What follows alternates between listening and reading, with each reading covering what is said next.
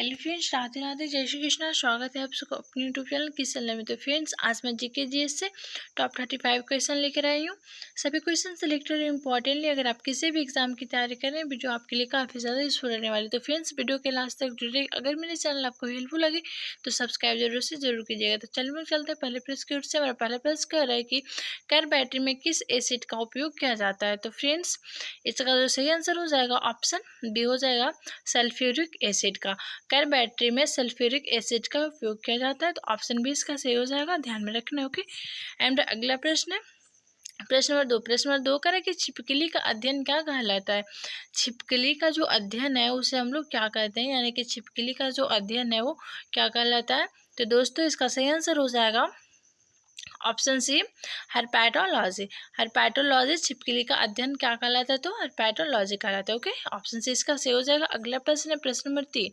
प्रश्न नंबर 3 कह रहा है कि पेसमेकर किस अंग से संबंधित है। पेसमेकर जो है किस अंग से संबंधित है। तो फ्रेंड्स, इसका सही आंसर हो जाएगा ऑप्शन सी, हृदय। पेसमेकर जो है वो हृदय अंग से संबंधित है। तो ऑप्शन सी इसका सही हो जाएगा। एंड नेक्स्ट है प्रश्न नंबर 4। हमारा प्रश्न नंबर 4 क्या कह रहा है। हमारा प्रश्न नंबर 4 कह रहा है कि पशुपतिनाथ मंदिर कहाँ पर स्थित है। पशुपतिनाथ मंदिर जो है वो कहाँ स्थित है। तो दोस्तों, इसका सही आंसर क्या हो जाएगा। तो इसका सही आंसर हो जाएगा ऑप्शन सी, नेपाल।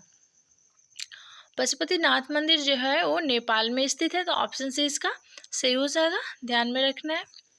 एंड अगला प्रश्न है, अगला प्रश्न कह रहा है कि हुमायूं का मकबरा कहाँ पर स्थित है। हुमायूं का जो मकबरा है वो कहाँ पे स्थित है। तो दोस्तों, इसका सही आंसर हो जाएगा ऑप्शन सी, दिल्ली में। हुमायूं का जो मकबरा है वो दिल्ली में स्थित है। तो ऑप्शन सी इसका सही हो जाएगा, ध्यान में रखना है। एंड अगला प्रश्न है प्रश्न नंबर 7। प्रश्न नंबर 7 कह रहा है कि पानीपत की दूसरी लड़ाई कब हुआ था। पानीपत की जो दूसरी लड़ाई है वो कब हुआ था। तो फ्रेंड्स, अगर मेरी वीडियो आपको पसंद आ रही है तो लाइक शेयर एंड सब्सक्राइब जरूर से जरूर कीजिएगा। वीडियो के एंड तक जुड़े रहेगा। चलिए अब हम लोग चलते हैं प्रश्न की ओर से। हमारा प्रश्न नंबर 7 कह रहा है कि पानीपत की दूसरी लड़ाई कब हुआ था। पानीपत की जो सेकेंड लड़ाई हुई थी, यानी कि दूसरी लड़ाई हुई थी, कब हुई थी। तो इसका सही आंसर हो जाएगा ऑप्शन डी, 1556 में, यानी कि 1556 ईस्वी में पानीपत की दूसरी लड़ाई हुई थी। ओके, तो ऑप्शन डी इसका सही हो जाएगा, ध्यान में रखना है। एंड अगला प्रश्न है प्रश्न नंबर 8। प्रश्न नंबर 8 कह रहा है कि पाकिस्तान के साथ सबसे ज़्यादा सीमा साझा करने वाला राज्य कौन है। पाकिस्तान के साथ सबसे ज़्यादा सीमा साझा जो करता है वो कौन सा स्टेट सबसे ज़्यादा करता है। तो फ्रेंड, इसका सही आंसर हो जाएगा ऑप्शन सी, राजस्थान। राजस्थान जो है पाकिस्तान के साथ ज़्यादा सीमा साझा करता है। ओके। एंड अगला प्रश्न है प्रश्न नंबर 9। प्रश्न नंबर 9 कह रहा है कि कर्नाटक का गांधी किसे कहा जाता है। कर्नाटक का गांधी किसे कहा जाता है। तो दोस्तों, इसका सही आंसर क्या हो जाएगा। तो इसका सही आंसर हो जाएगा सदाशिवराव। कर्नाटक का गांधी सदाशिवराव को कहा जाता है। तो ऑप्शन ए इसका सही हो जाएगा। एंड अब अगला प्रश्न है प्रश्न नंबर 10। प्रश्न नंबर 10 कह रहा है कि भविष्य का ईंधन किसे कहा जाता है। भविष्य का ईंधन किसे कहा जाता है। तो इसका सही आंसर हो जाएगा ऑप्शन सी, हाइड्रोजन को। भविष्य का जो ईंधन है वो हाइड्रोजन को कहा जाता है। तो ऑप्शन सी इसका सही हो जाएगा।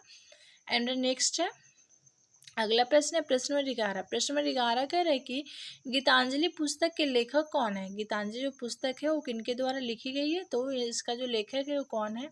तो रविन्द्रनाथ टैगोर। गीतांजलि पुस्तक के जो लेखक है वो रविन्द्रनाथ टैगोर जी हैं। तो ऑप्शन डी इसका सही हो जाएगा। ओके, ध्यान में रखना है।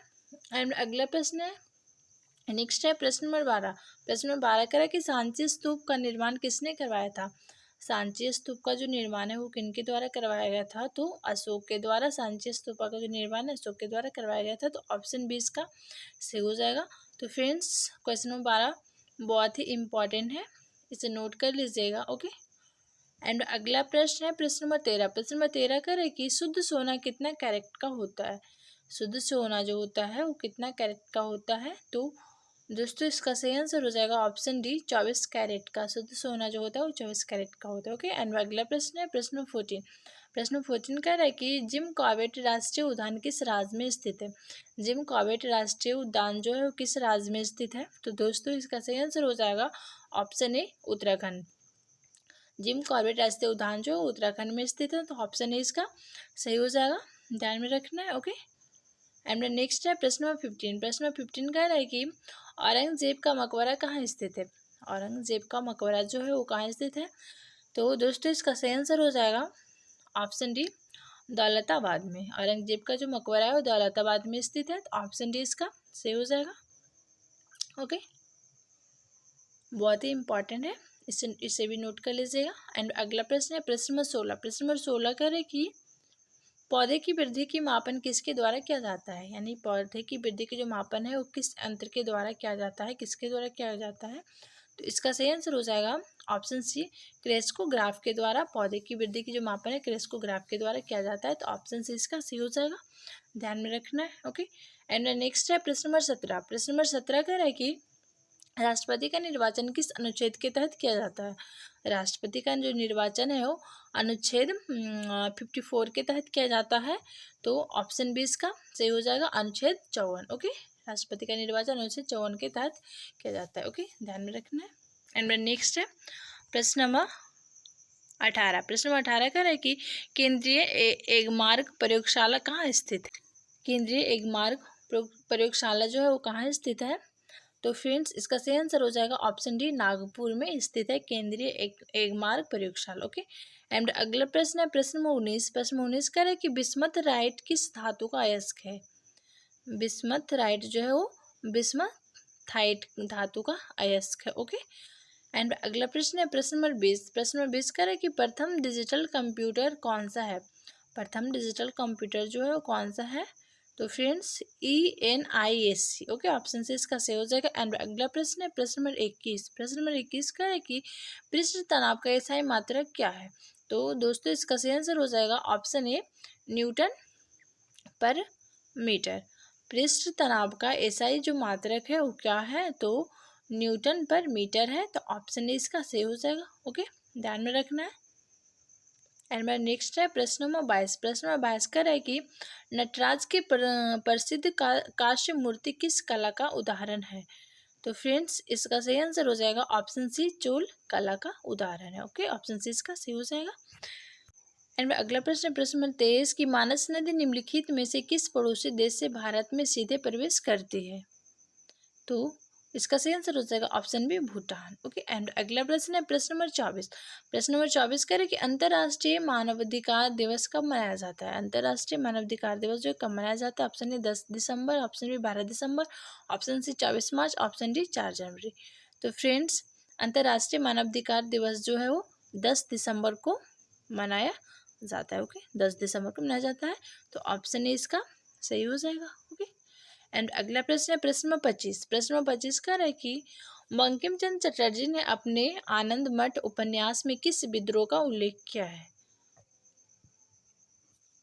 तो इसका सही आंसर क्या हो जाएगा कि बंकिम चंद्र चटर्जी ने अपने आनंद मठ उपन्यास में किस विद्रोह का उल्लेख किया है। तो इसका सही आंसर हो जाएगा ऑप्शन ए, सन्यासी, ऑप्शन बी कोल विद्रोह, ऑप्शन सी रामोसी विद्रोह, ऑप्शन डी स्थाल विद्रोह। तो इसका सही आंसर जो है वो क्या हो जाएगा। तो फ्रेंड्स इसका जो सही आंसर है हो जाएगा ऑप्शन ए, सन्यासी विद्रोह। ओके, एंड अगला प्रश्न है प्रश्न नंबर 26। प्रश्न नंबर 26 का है कि चीन में बक्सर विद्रोह कब हुआ था। चीन में जो बक्सर विद्रोह हुआ था वो कब हुआ था। तो फ्रेंड्स इसका सही आंसर हो जाएगा ऑप्शन सी, 1900 ईस्वी में। चीन में बक्सर विद्रोह 1900 ईस्वी में हुआ था। ओके, एंड अगला प्रश्न है प्रश्न नंबर 27। प्रश्न नंबर 27 का है कि पाथवे टू गॉड नामक पुस्तक के लेखक कौन है। पाथवे टू गॉड नामक पुस्तक के जो लेखक है कौन है, तो महात्मा गांधी के द्वारा पाथवे टू गॉड पुस्तक लिखी गई। ओके, एंड अगला प्रश्न है प्रश्न नंबर 28। प्रश्न नंबर 28 का है कि सनशाइन विटामिन के नाम से किसे जाना जाता है।